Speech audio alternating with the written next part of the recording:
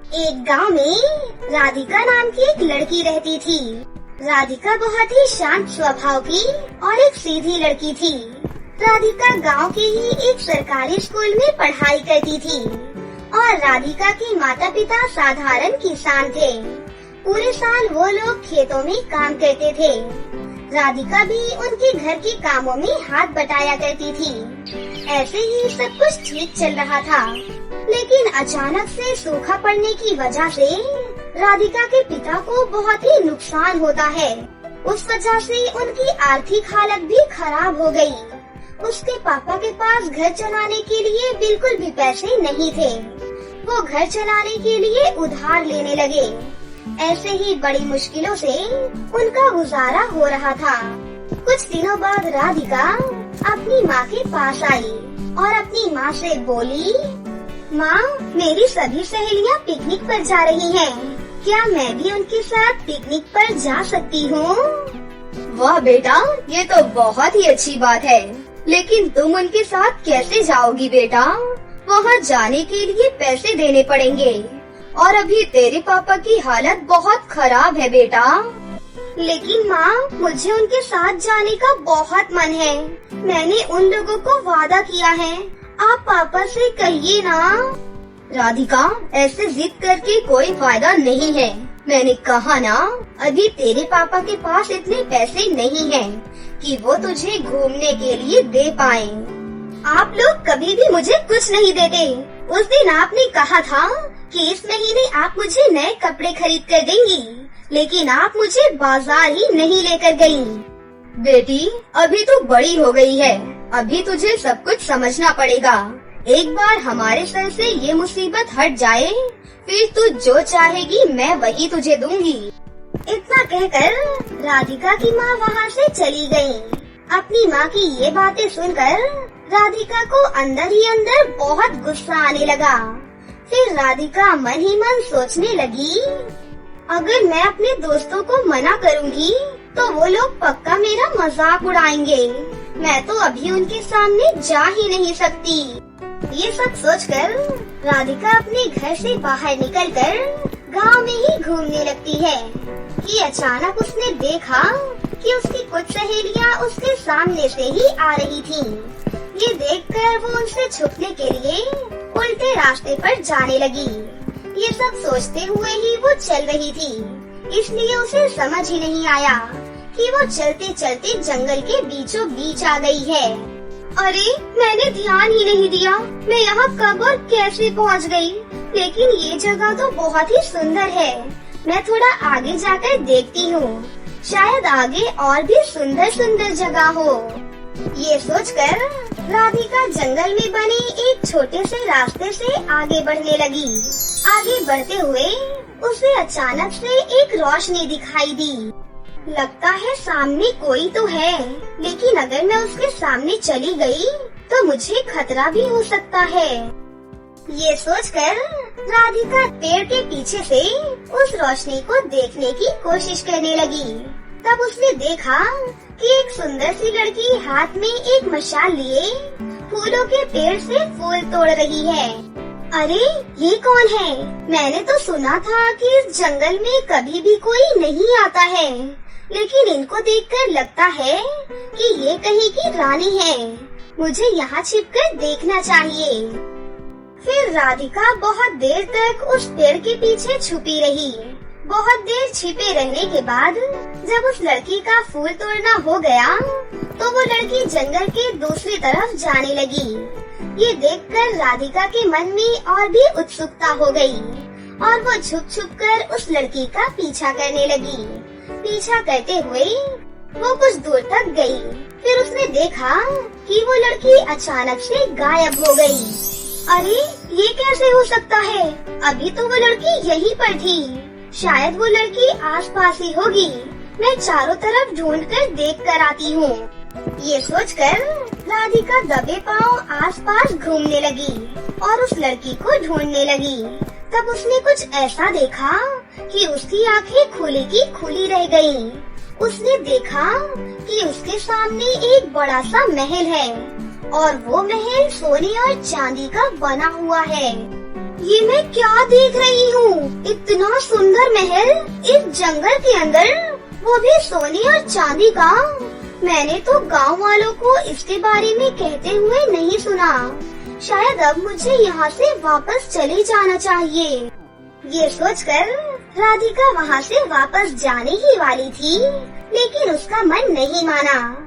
उसको लगा कि उसे एक बार उस महल के अंदर जाना चाहिए।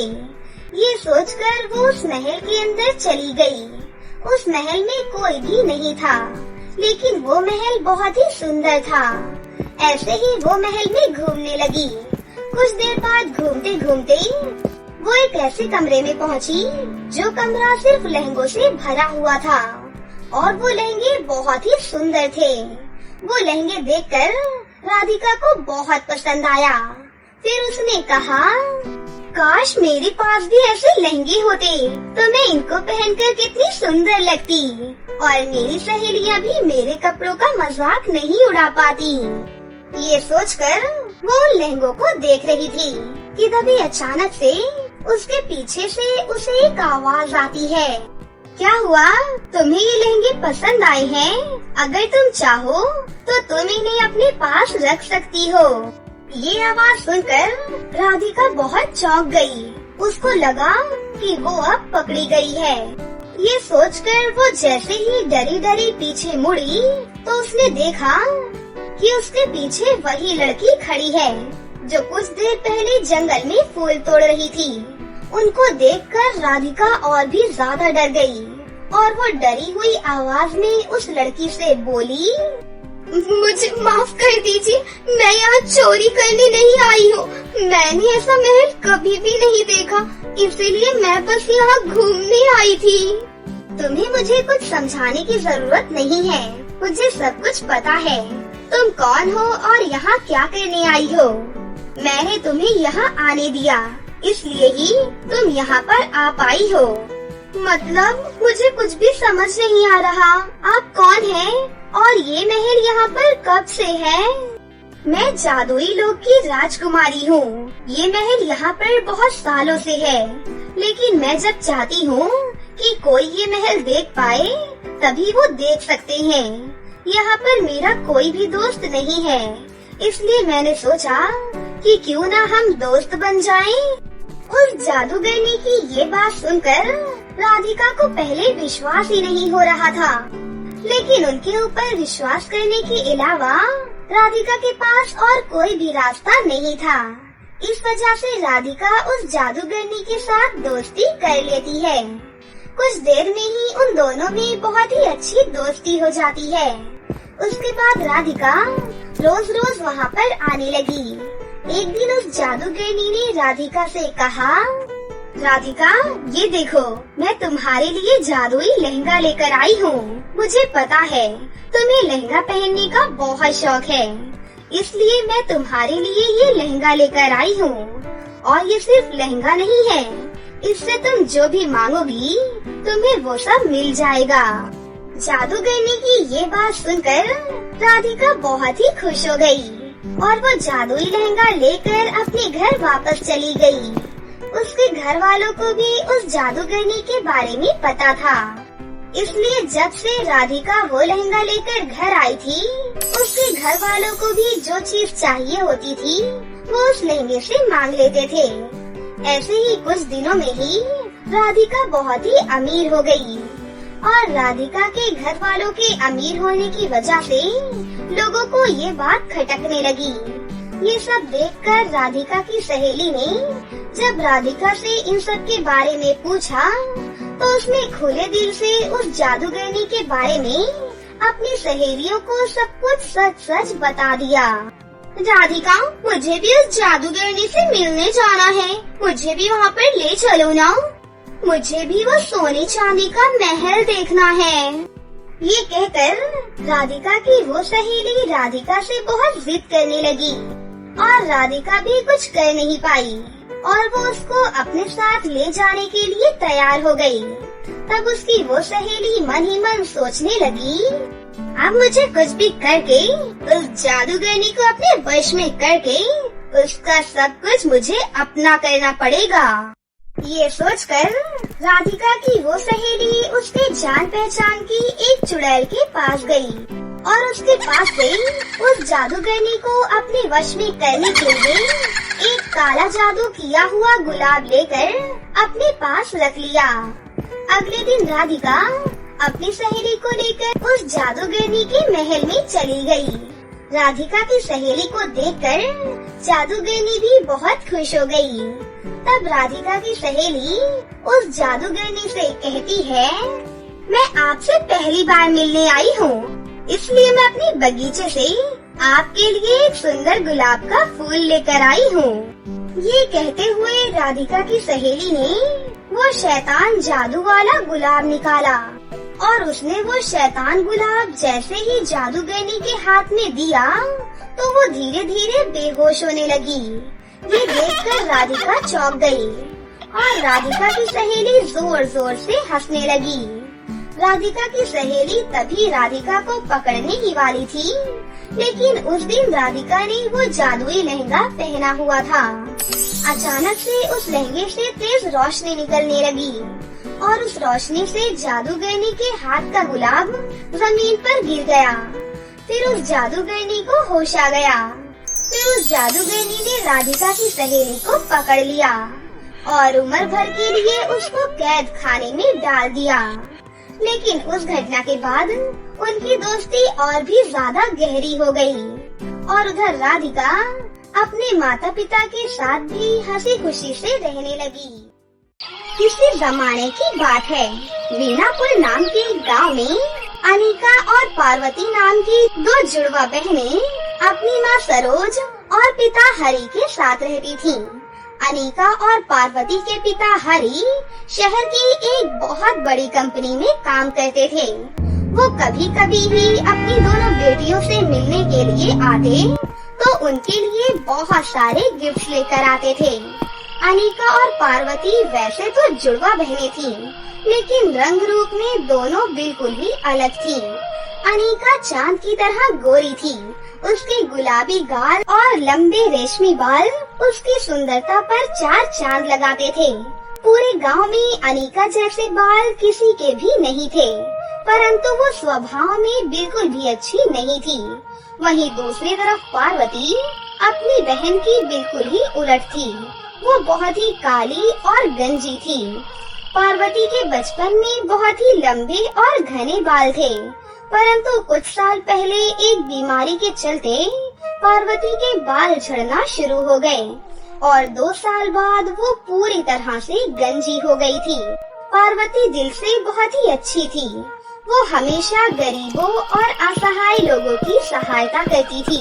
पार्वती को अपने काले रंग के कारण बहुत तकलीफों का सामना करना पड़ता था। उसके पड़ोस के बच्चे उसका बहुत मजाक उड़ाते थे। हर कोई बस अनिका की सुंदरता को ही देखा करता था और उसकी तारीफ करता था। ऐसे ही दिन बीत रहे थे। एक दिन अनिका पार्वती से कहती है, पार्वती क्या तुमने कंघी देखी है? मुझे कोई दिखाई नहीं दे रही। मैंने सोचा क्या पता तुमने कंघी से अपने बाल संवारी हो। अनिका तुम्हें तो पता ही है, भला मैं कंघी का क्या करूँगी? तुम मेरा मजाक उड़ा रही हो ना? अनिका आस पड़ोस के तो बच्चे मेरा मजाक उड़ाते ही हैं और अब तुम भी शुरू हो गई। पार्वती बहन, अब तेरी शक्ल देखकर हंसी आती है, तो इसमें मैं क्या कर सकती हूँ? मैं अपनी हंसी रोक तो नहीं सकती। वैसे मुझे तुझे अपनी बहन कहने में भी शर्म आती है। एक तरफ मैं हूँ जो मोर की तरह सुंदर और वहीं तू कौवे की तरह काली है। स्कूल के बच्चे तेरे कारण मेरा मजाक उड़ाते हैं। अनिका तुम मेरी सगी बहन होकर भी मेरा मजाक क्यों उड़ा रही हो? क्या तुमने कभी सोचा है कि मुझे अपने गंजेपन को लेकर कितना बुरा लगता होगा? वैसे भी गांव के सभी बच्चे मुझे खुशी से रहने भी नहीं देते।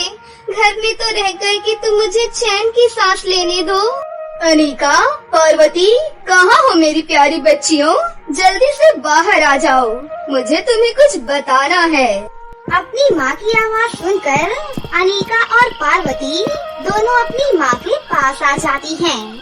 क्या हुआ मम्मी, आप इतनी जोर जोर से क्यों चिल्ला रही हैं? पार्वती और अनिका, तुम सरला आंटी को तो जानती ही हो ना, मेरी बचपन की दोस्त। उनके बेटे की शादी है, इसीलिए आज शाम को हम सभी शादी में जाने वाले हैं। तुम दोनों शाम को 6 बजे तक अच्छे से तैयार रहना।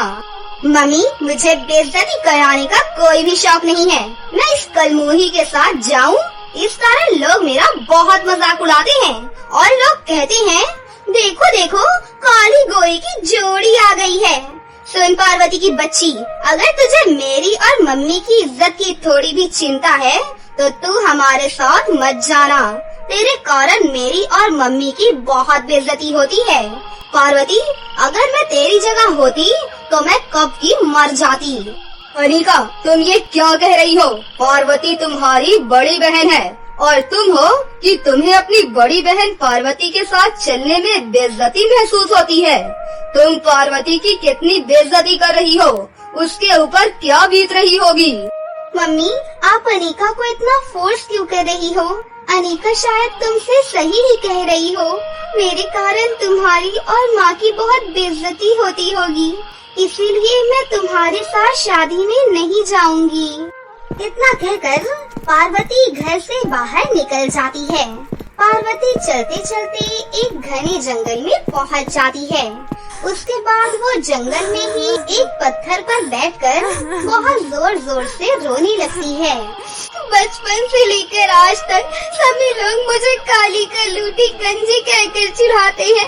अगर मैं काली हूँ और मेरे सर पर बाल नहीं है तो इसमें मेरी क्या गलती है? कोई भी मुझसे प्यार नहीं करता, सिर्फ एक मेरी माँ ही है जो मुझसे प्यार करती है। अनिका सही ही कह रही थी, मुझे मर ही जाना चाहिए, तभी माँ और अनिका दोनों को सुकून मिलेगा। ऐसा कहकर पार्वती बहुत रो रही होती है कि तभी उसके पास एक बूढ़ी औरत आती है और वो कहती है, बेटा, तुम इस घने जंगल में क्या कर रही हो और तुम इतनी जोर जोर से क्यों रो रही हो बेटा? अम्मा जी, आज के जमाने में कोई भी दिल की सुंदरता नहीं देखता, सब चेहरे की सुंदरता देखते हैं। अब मुझे ही देख लो, मैं अपने काले रंग और सर पर बाल ना होने के कारण बहुत ज्यादा परेशान हूँ, क्योंकि मुझसे कोई भी दोस्ती करना पसंद नहीं करता और मेरे घर के आस पड़ोस के बच्चे मुझे टकली चुड़ैल कह के चिढ़ाते हैं। ये कहकर पार्वती बहुत दुखी हो जाती है, लेकिन तभी वो बूढ़ी औरत एक सुंदर परी के रूप में बदल जाती है। ये देखकर पार्वती हैरान रह जाती है। अरे पार्वती, तुम इतना शॉक क्यों हो गई हो? मैं फूल परी हूँ और मैं मजबूर लोगों की मदद करती हूँ।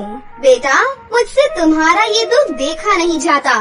तुम दिल की कितनी अच्छी हो और लोग तुम्हारे साथ कितना बुरा व्यवहार करते हैं, इसीलिए मैं तुम्हारी मदद करना चाहती हूँ। ये लो, जादुई फूलों का गाउन और पर्स।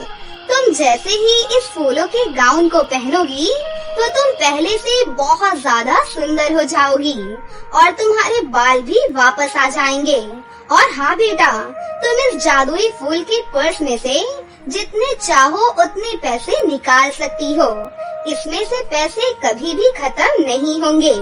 परंतु बेटा, हमेशा ध्यान रखना कि ये जादुई फूलों का गाउन और पर्स कभी भी लालची लोगों के हाथ में नहीं जाना चाहिए, वरना इसका जादू उल्टा हो जाएगा। इस तरह फूल परी उसे सब कुछ अच्छे से समझाती है।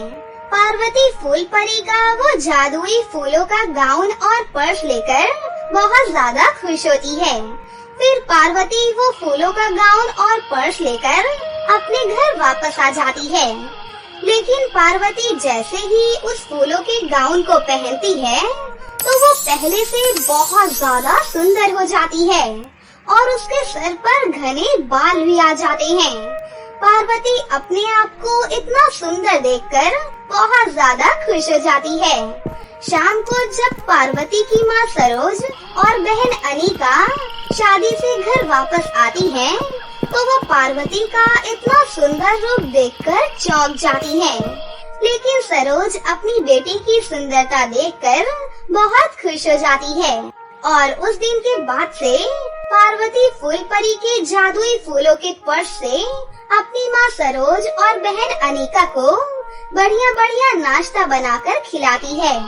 और जब कभी किसी गरीब व्यक्ति को पैसे की जरूरत होती तो पार्वती बिना किसी संकोच के उसकी सहायता करती है, क्योंकि अब उसके पास फूलपरी का जादुई फूलों का पर्स था और वो उसमें से अपने मन चाहे पैसे निकाल लेती थी।